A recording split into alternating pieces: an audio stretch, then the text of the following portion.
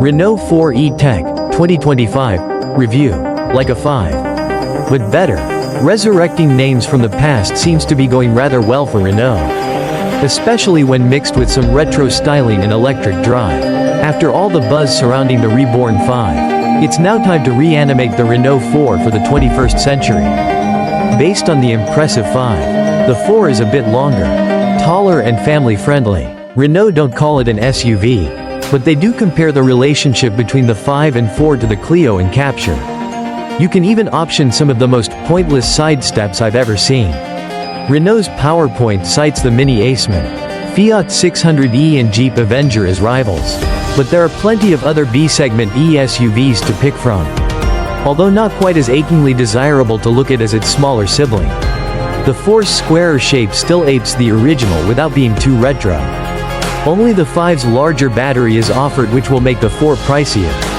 If not by much. Pricing hasn't been confirmed yet, but early indications suggest it'll be nearer £25,000 than £30,000 for the base model. Expect tempting finance deals, too. So far I've only experienced a left-hand drive mid-spec techno on some very familiar Portuguese roads and a few dirt tracks for good measure. If you're curious about how we test, have a gander at our explainer page. At a glance. Pros. Good to drive. Very well priced. Classy and easy to use interior. Big boot. Reasonable range. Cons. Ride a touch firm. Heated seats only on top trim level. Rear foot space could be better. What's new?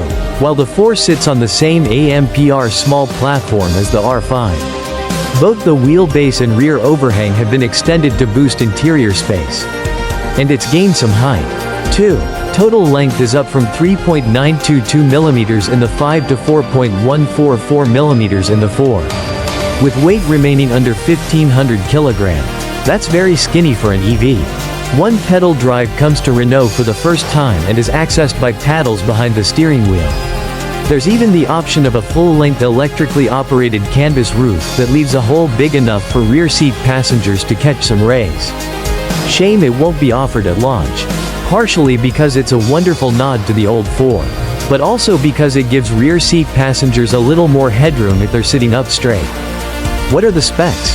All 4s get a 52 kWh battery that's coupled to a 148 bhp motor with a punchy 181 lb-ft of torque. It takes a brisk 8.2 seconds to get from 0 to 62 miles per hour, which simply destroys the Stellantis family of small e-SUVs for acceleration. A Mini Aceman is quicker still, but you'll be paying an awful lot more for one of those. Officially, the driving range is up to 247 miles on the combined WLTP cycle. And I don't think you'll have too much difficulty getting north of 200 in the real world during summer. I averaged between 4.0 and 4.3 miles per kilowatt-hour over a couple of days driving, despite a fair bit of time on motorways. Admittedly, it was a delightfully warm 20 to 23 degrees during testing. So expect efficiency to dip into the 3s come winter. If it's anything like the Renault 5, which it will be. That'll translate into a SUV 150-mile winter range. All 4s can take up to 100 kilowatts from a DC rapid charger to give a 30-minute 15 to 80% time, or 55 minutes if you're going from totally flat to totally full. An 11 kilowatts charger is standard, so you can benefit from 3-phase AC charging.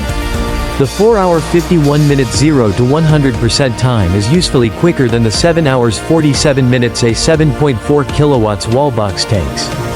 Vehicle to load is standard, so you can plug a 3-pin fed electrical appliance into the R4. And you can tow up to 750 kilograms as well. How does it drive? Much like a 5, funnily enough. While Renault has jacked up and softened off the suspension a bit. The engineers didn't want to make the 4 puddingy in the corners. It's therefore firmer than I was anticipating, if by no means harsh.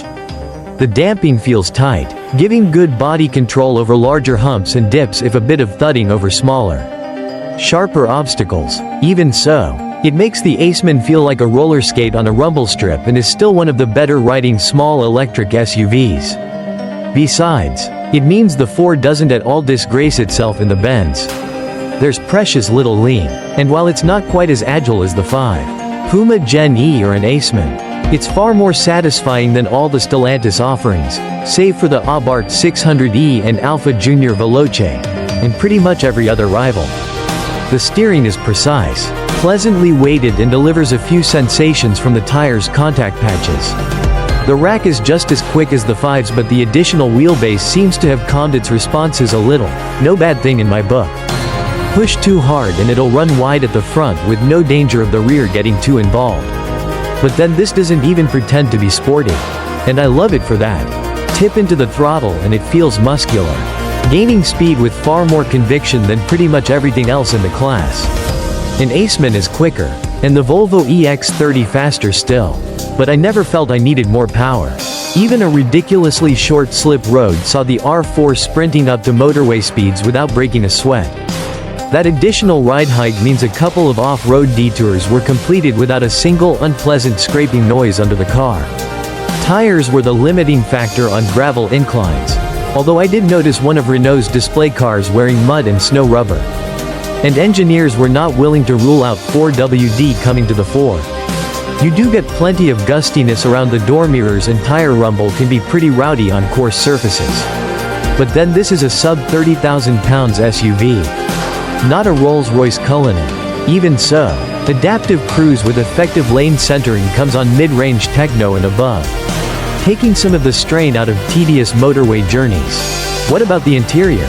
Save for some alternative fabrics for the seats, dash and doors, all have the denim.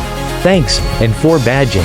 It's much the same as the Renault 5. The good news is that you get physical heater controls, actual buttons on the steering wheel, switches for mirror adjustment and even volume buttons on the top of the infotainment binnacle. The bad? Well, I wouldn't go as far to say bad, but the gear selector doesn't like to be rushed, and you will absolutely clout the wipers by accident when you actually meant to grab a gear. If you include the audio controls to the right of the wheel, there are 4 stalks sticking out of the steering column. After all, the 4 is still way more user-friendly than the frustrating Volvo EX30. Though, while both run Google-based infotainment, the 4's standard driver's display makes checking your speed far easier. The menus are easier to operate on the move and you still get Android Auto. Quality impresses given the targeted price. You'll find plenty of hard plastics. But that's also true of the Aceman and pretty much everything else in the class. However, clever use of fabrics in lively colors make the 4 feel better inside than any other sub-30,000 electric SUV. And makes the far pricier Puma Gen E's interior look cheap. Front seat passengers get a bit more headroom than in the 5. But the real gains come rear of the B-pillar. There's now usefully more space for your feet when sat in the back despite the battery protruding into the rear of the footwell, forcing your feet under the front seats. Rear passengers with big feet will need front occupants to jack their seats up to accommodate them. 6-footers are less likely to have their knees either dug into the front seat or forced either side than the 5. But the Vauxhall Frontera and Citroën EC3 Aircross offer usefully more rear legroom. Headroom is good, even though the rear bench is mounted far higher than the front chairs. As for the boot, it's second only to the Puma and its giant Gigabox underfloor storage. The 4 has 420 liters of space under the rear parcel shelf and 1.405 liters with the rear seats folded.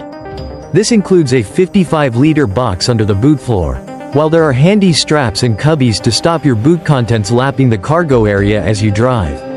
Unlike the 5 and most small electric SUVs, there's virtually no loading lip, which makes it far easier to lug heavy items in. It also means the 4's boot is just the right height for sitting. So it's basically a cut-price Range Rover. Before you buy, expect the 4's model lineup to closely mirror that of the 5. Just without the small battery and less powerful motor. That'll mean base evolution will go just as far and fast as every other 4. Unlike the 5, and is likely to have a generous level of standard equipment.